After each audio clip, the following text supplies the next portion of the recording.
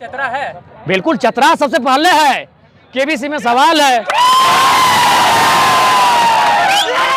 जी हाँ, मुझे लगता है जब रासलीला करने वाले लोग विधायक होते हैं, मंत्री बन सकते हैं, तो हम लोग तो पढ़े लिखे नौजवान हैं, छात्र हैं, संविधान की धाराओं को पानी की तरह पीते हैं, जीते हैं। जयराम जी, चतरा में आपका पहला कार्यक्रम है, क्या कहेंगे चतरा के लोग? चतरा प्रखंड में पहला और चतरा जिला में कुल मिलाकर तीसरा है। और यहाँ आने का कारण था, बहुत सारी ऐसी परियोजना आई हैं जो लगातार जमीन अधिग्रहण कर रही हैं, तो जन जागरूकता के लिए आए हैं। और साथ ही साथ 2024 का चुनाव होगा, उसके लिए निवेदन करने आए हैं कि अब इंडिया पाकिस्तान हिंदू मुसलमान के नाम पे नहीं, केंद्र को हम लोग ये प्रश्न करेंगे कि विस्थापन नीति कहाँ है, उसके नाम पर वोट किया जाएगा। आज मान के चलिए, तो मुझे थोड़ा बात को रखने का मौका दीजिए। आज अगर 321 गांव फील्ड फायरिंग रेंज में, 67 गांव भारतमाला प्रोजेक्ट में, 12 गांव रेल परियोजना में, इतने गांव अगर भारी मात्रा में विस्थापित हो जाएंगे तो इतनी बड़ी आबादी को कहां शिफ्ट करेंगे। दूसरी बात, जो भारतमाला प्रोजेक्ट की बात कर रहे हैं, वो बनारस से कलकत्ता जाएगी, तो ये सड़क किसके लिए, एक सवाल हम करेंगे। क्योंकि ऑलरेडी बनारस से कलकत्ता मेरा घर तोपचाची होते हुए, बरौडा होते हुए जा चुकी है, जो लगभग 1200 से 1300 किलोमीटर है, ये 600 किलोमीटर का होगा। तो ये दूरी बचाना, समय बचाना किसके लिए? कोई किसान उस पर अपनी गाड़ी लेकर नहीं चलेगा, जाहिर सी बात है कॉर्पोरेट से नहीं, पूंजीवाद। तो क्या भारत के संविधान में कहीं पूंजीवाद का जिक्र है? जी नहीं, भारत के संविधान प्रियम्बल में समाजवाद का जिक्र है। अतः हम देश में जो हुक्मरान बैठे हैं उनको हम यही कहेंगे, हम लोग विकास के विरोधी नहीं हैं।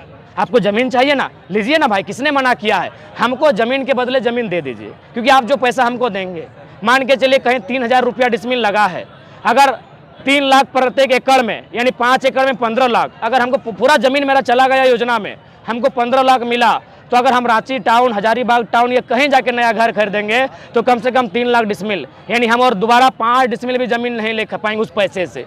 तो मानवता की सोची जाए, क्या हमेशा कॉर्पोरेट की सोची जाएगी, हमेशा अडानी अंबानी की सोची जाएगी? मानवता की सोची जाए। और केंद्र को सबसे पहले एक बेहतरीन विस्थापन नीति हो, और है भी तो झारखंड के लिए क्यों नहीं है, एक बेहतर नीति हो। जितना भी जमीन लिया जाएगा उनको विस्थापित किया जाए, उनको 5 किलोमीटर की दूरी में बसाया जाए, जहां सरकारी ज़मीन है या फिर जो ग्रामीणों के अधिकार क्षेत्र में नहीं आता है, ऐसे ज़मीनों में बसा जाए। हम इसकी मांग करते हैं। आप आम चुनाव में भी आएंगे?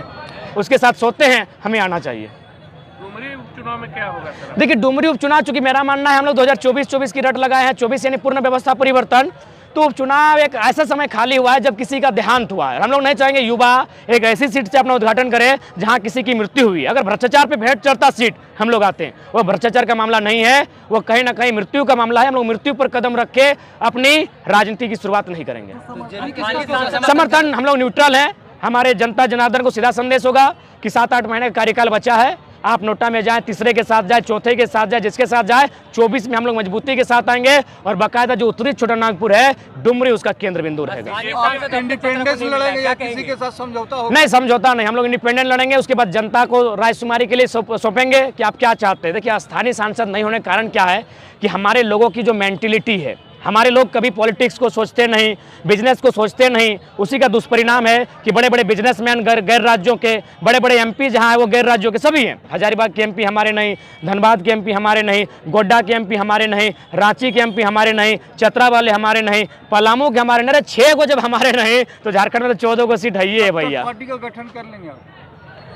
चूंकि दादा हम लोग अभी अंकुरित हो रहे हैं, राजनीतिक पार्टियों का षड्यंत्र हमारे ऊपर है, तो इसलिए हम अंदर खाने तैयारी शुरू कर दिए हैं। और जब भी मैदान में आएंगे, भूचाल मचाते हुए आएंगे और बेहतर तरीके के साथ आएंगे। बाकायदा आप लोग का आशीर्वाद है, हम लोग बेहतर स्थिति में होंगे।